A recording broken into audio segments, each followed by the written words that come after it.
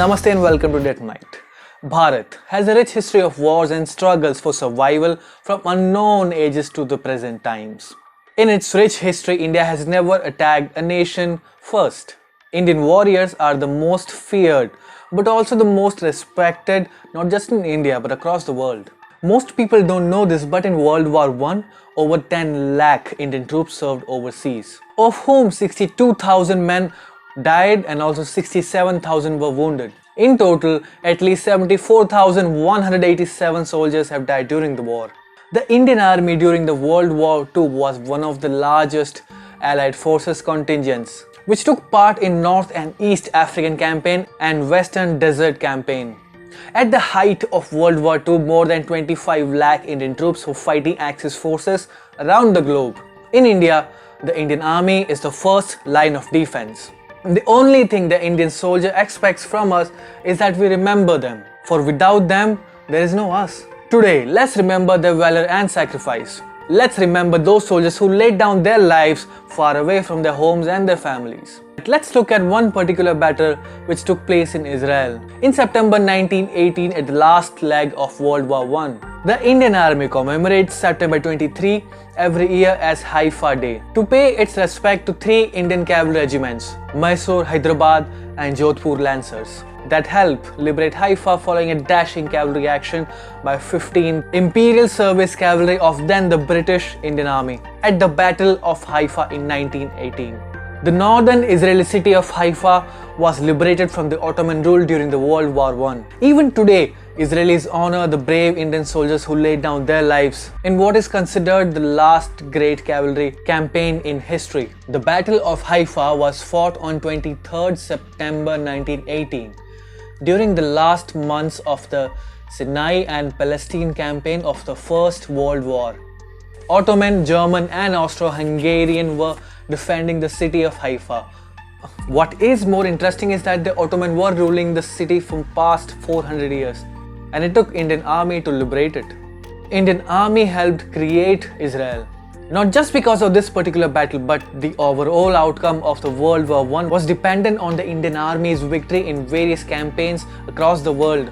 During the Battle of Haifa, the Indian 15th Cavalry Brigade, 5th Cavalry Division and the part of the Desert Mounted Corps attacked rear-guarded forces of the Ottoman Empire that resulted in the capture of the towns of Haifa and Acre. The armies of princely states of Hyderabad were kept in reserve while those of Jodhpur and Mysore led the charge. The Turkish army, who was holding the city of Haifa, were well equipped with machine guns and artillery guns, while the Indian troops only had spears, which were also called lances. That's why the troops are called Lancers. The Indian Lancers were also low on numbers. There were only 400 Indian soldiers against 1,500 Turkish men. Now you might be thinking why Haifa is so important. The World War I was at its peak at the time, and the Allied forces and the Central Powers were trying their troops to seize control of every strategic port, base and city to gain advantage and win the war. Haifa was one such supply base. Thanks to its rail access and harbour, capture of the port city of Haifa cleared a route for the Allied forces to supply materials and troops inland through the seaport. It will further allow the Allied forces to capture Damascus, Beirut and Aleppo. In fact, after winning Haifa, the Allied forces were able to capture Aleppo in less than 1 month. Even with an obvious weakness in terms of arsenal and workforce, the Indian troops were successful in seizing Haifa from Turkish army, and although they had fought under the British Empire, the Israelis took special note of their origin and contribution. After the Battle of Haifa, the official history of the war described it saying, "No more remarkable cavalry action of its scale was fought in the whole course of the campaign. Machine gun bullets over and over again failed to stop the galloping horses, even though many of them succumbed afterwards to their injuries." In the Battle of Haifa, a total of 8 Indian soldiers died and 34 were wounded.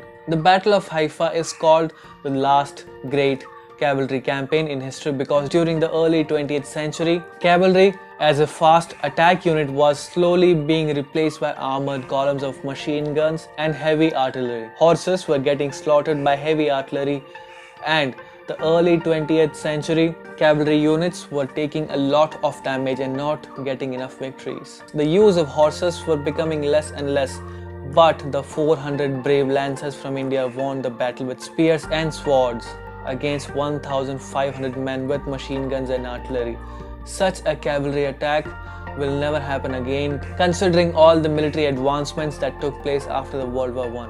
Hence, the Battle of Haifa is called one of the last great cavalry campaigns. Captain Amar Singh Bahadur, the father Jor Singh, Major Dalpat Singh, Captain Anup Singh, and Second Lieutenant Sagat Singh were among the 400 Indian soldiers who fought for Israel that day. While the first two brave lancers were awarded the Indian Order of Merit, the later were awarded the Military Cross. Yonah Yahav, the mayor of Haifa, addressed a crowd gathered at the Haifa War Memorial to pay tribute to these soldiers. He said, "Major Singh and the bold Indian soldiers are very dear to us. Dalpat Singh not only changed the history of my city, but the history of the Middle East." When Yahav, who has been the mayor since 2003, realized the remarkable part that Indians played in liberating his city in the Ottoman times, he took steps to ensure that their sacrifice do not go unrecognized. Apart from the early gathering that celebrates Haifa's liberation, he has included the chapter of Indian soldiers fighting against the German-Turkish army in the school syllabus for classes 3 to 5. On this occasion, Pawan Kapoor, India's ambassador to Israel, said, "Today, we commemorate the courage and the sacrifice of those soldiers who laid down their lives far away from their homes and families, represented all the major faiths and religions of our country. This tribute shows that their courage and sacrifice has not been forgotten. It is also a sign that even in this part of Israel far from India, the eternal flame of Indian Army, duty and service before itself continues to shine." India, on its part, has not forgotten the bravery of the Indian soldiers. The Jodhpur-Mysore Lancers are now represented by the 61st Cavalry Regiment in the Indian Army and still commemorate the battle every year on 23rd September as Haifa Day. Additionally, the Teen Murti Memorial was built in 1922 and comprises 3 bronze statues which represent the Jodhpur, Mysore and Hyderabad Lancers. In a symbolic gesture of friendship with Israel, India renamed the iconic Teen Murti Chowk a war memorial to Teen Murti Haifa Chowk. During the first visit of Israeli Prime Minister Benjamin Netanyahu to New Delhi, Prime Minister Narendra Modi had visited the Haifa cemetery during his visit to Israel in July 2017 and unveiled a plaque commemorating Major Dalpat Singh, known as the hero of Haifa, for his critical role in the liberation of the city. I am deeply honored to stand here today to salute the valiant Indian soldiers who laid down their lives for the liberation of Haifa during the World War I, Modi had written in the guest book. The exceptional bravery and supreme sacrifice of Major Thakur Dalpat Singh, the hero of Haifa, and his men will be remembered forever and continue to inspire generations to come. But I have a question. How will the generations of Indians will remember the sacrifice of their brothers and sisters if it is not taught in schools? The amount of military history taught in Indian schools is 0. Are they not worth learning about? Children must learn military strategy and tactics. They must also learn about the valor and the sacrifice of the soldiers along with other subjects.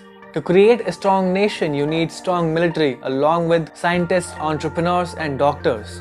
Remember the nameless and unknown warriors who are guarding you every second of your existence. I would like to end this video with a very interesting thought.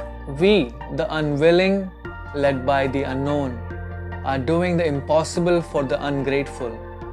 We have done so much for so long with so little. We are now qualified to do anything with nothing. The immortal soldiers of the Indian Army lives on. Namaste and Jai Hind.